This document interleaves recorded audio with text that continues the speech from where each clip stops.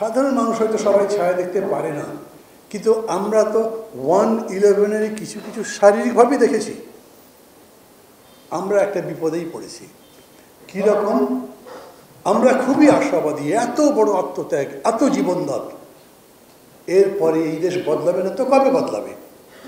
এবং সেই বদলাবার জন্য দায়িত্বে এখন আছেন এই অন্তর্বর্তী সরকার। এই অন্তর্বর্তী সরকার বলেছেন তার প্রধান যে তিনি সংস্কার করবেন এবং সে সম্পর্কে কথা বলেছেন অনেকগুলো। খেয়াল করে দেখবেন, উনি শিক্ষা, স্বাস্থ্য, কৃষি, শিল্প সব ব্যাপারে বলেছেন, কিন্তু রাজনীতিতে সংস্কারের কথা বলেননি। কয়েকজন মিলে একটা সংস্কার করবেন তা তো হবে না। এই সংস্কার করতে পারে কেবল সংসদ। তার মানে সংসদ হবার পরে সংস্কার, কথার মানে এরকম না। ক্ষমতার পরিবর্তন হবার পরপরই তারা বিরাট একটা সমাবেশ করলেন তাদের পার্টি অফিসের সামনে। সেখানে অনলাইনে লন্ডন থেকে কথা বললেন তারেক।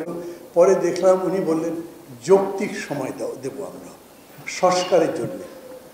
গতকাল সাংবাদিকরা তাকে প্রশ্ন করেছে যৌক্তিক সময় মানে কি, কতখানি হলে যৌক্তিক সময়? তখন তিনি যা বলেছেন সেইটা আরও বেশি আমাদের চিন্তার উদ্রেক করে। তিনি বলেছেন এই সরকার 1/11-এর দিকে যে যাবে না সে ব্যাপারে তো কোনো নিশ্চয়তা পাচ্ছি না। এর মধ্যে 1/11-এর ছায়া দেখতে পাচ্ছি এই সরকারের মধ্যে।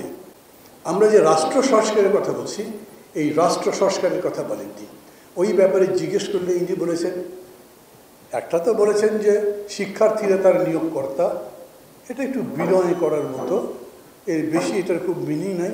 তারপরে বলেছেন জনগণ যখন বলবে তখনই চলে যাবে।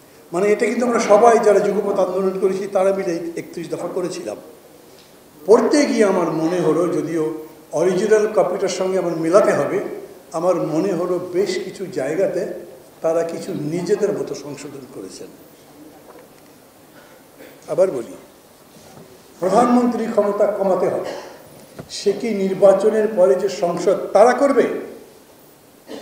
নাকি এটা আগেও করা যায়? কি পল্টন ময়দানে সব জড়াই বলবে না এখন সময় হয়েছে আপনি চলে যান?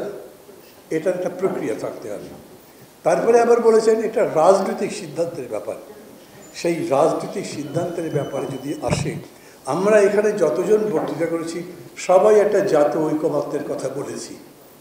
এই ব্যাপারে ঐকমত্য হবে। আমি আপনাদের নিরাশ করতে চাই না, আর এটা সেই আশাবাদী বা নিরাশ করবার প্রশ্ন নয়। আজকে এখন আমি এটা ইন্টারনেট থেকে বের করে আনলাম, রাষ্ট্র কাঠামো মেরামতের রূপরেখা 31 দফা।